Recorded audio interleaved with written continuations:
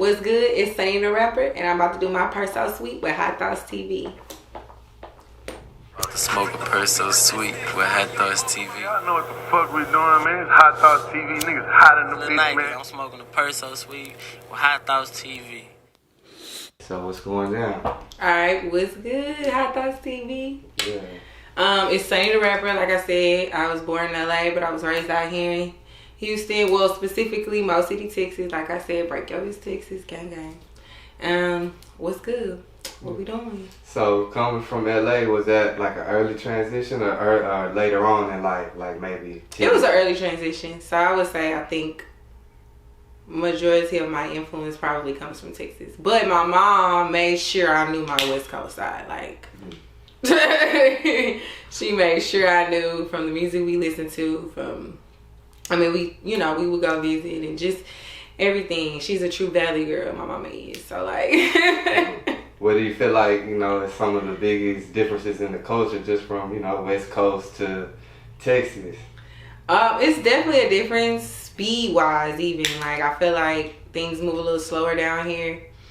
Like even trends and fashion-wise, like things get brought down here a little, I feel like a little slower sometimes. I think not as much as no more, but definitely growing up, I would see the difference.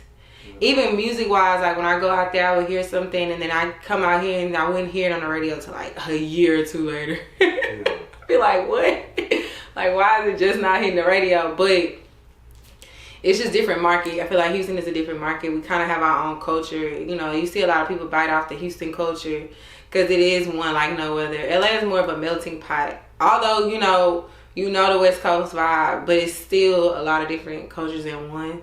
So I feel like it's a little bit, the influence, you can get a little bit different influences out there versus in Houston. When you from the culture, you know what it is. Like, we got our double cups, we got our rims. Like, you don't get that nowhere else. Like, You know what I mean? Like, that's specifically a Houston thing. Like, that's what makes us special. Yeah, exactly. So talk about growing up, like school. Were you in the school, or like inside of school? What was some shit you were doing? Had it always been rapping? Or rapping came like towards the end of my high school. So I've been rapping for a minute, but I started out writing poetry.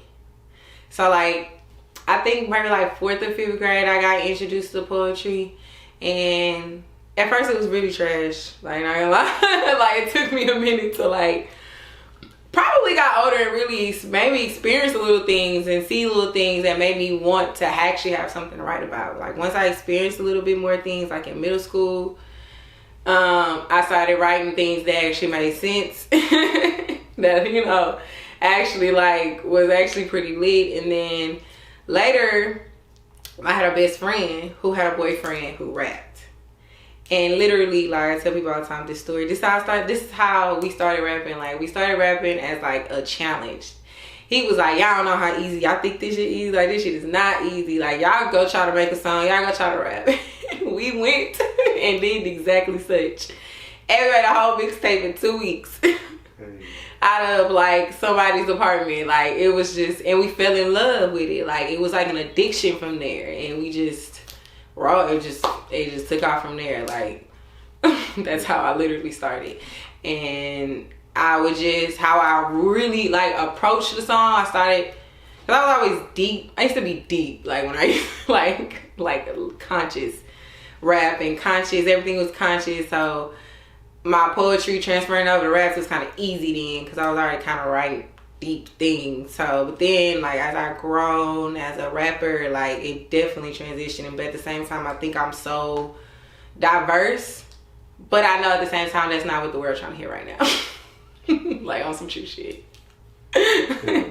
So growing up with a conscious mind, you already writing poetry. Right. Like, what were the influences behind that? Was it music, maybe movies, or some like, around the house? Definitely music. My biggest artist that I feel like I definitely listened to was the Fugees and Tupac. They were like, and then from there I became a Lauryn Hill fan. And she literally was like, I mean, I was like 6th, 7th grade, like listening to them, like I really knew what they was talking about, but I felt it. Like I always just felt music. It was just always like, you ever seen the meme when it was like, why do we turn on sad music when we're sad? Like I was that person. Like whatever mood I used to be in, like I would listen to that. Like I would listen to that type of music and I would feel that shit and I would channel that shit. Like it was weird. Like I always been that way. So I always listened to like really grown up type of music at a young age. I might not have, like I was a Drew Hill fan. I was 6th grade, like literally like knew every single song. I'm in that home, my mama out there like just dancing around the house to Drew Hill, like at a very young age. And I mean, I just always connected with music. Like it was just, I was the only child. So I think it was like my peace. That was why I found peace in music. Yeah. So talk about like just your journey, I guess you could say, within like the Houston music scene. Mm-hmm. Like how did you become part? How did you get in the mix with that? Definitely, for those who might not know, but or some they do, I was in a group. We were originally Blush Music. We were 2 rappers and a singer, and everyone around the city kind of knew who we are because we started like popping out everywhere in these suits. They used to call us the girls in suits, and we would have like suits and dunks. Like we just had a whole little trend. We was always doing something different, and we had to release the mixtape. It was called Black History 365, and it was like medleys and full songs and medleys of like all the way from the 60s to the 90s, different artists that inspired us. And we ended up doing a lot of shows around the city, and we ended up at this showcase because the lady who was helping us, who was representing us at the time, she had told us about it. Anyway, long story short, we ended up doing the showcase. Matthew Knowles was there, which is, you know, Beyonce's father, and he ended up interested in us. 3 times in, watched us perform, brought us to his office, and he pretty much wanted to sign us. We sat on it for a second, and then we ended up signing with him. So then from there, we became Blush with 1 H because we was Blush Music with 3 H's. Had a group member change, and we were signed to him for 4 years. And when our contract was up, we had decided to go independent because we just felt like he had kind of did all he could do for us. You know, hip hop really wasn't his lane, but he did definitely try to get us there. But I just feel like his methods and like where he was and his life as a manager at that time, it just wasn't like coinciding with what we had going on. So we had kind of just had to make that decision, and we really, really was like believed in us as artists. The world kind of already was letting us know how talented we were. We had made a lot of connections through him, so we was just like, man, we're gonna continue to do this on our own. So then that's when we became independent. We became TOD, and we've done a lot as TOD. And then just actually recently, July, we decided to work on solo music because we just felt like it was at that time where we really wanted the world to be able to see us individually. People really see me as Sunny, you know, Sunnitharapper.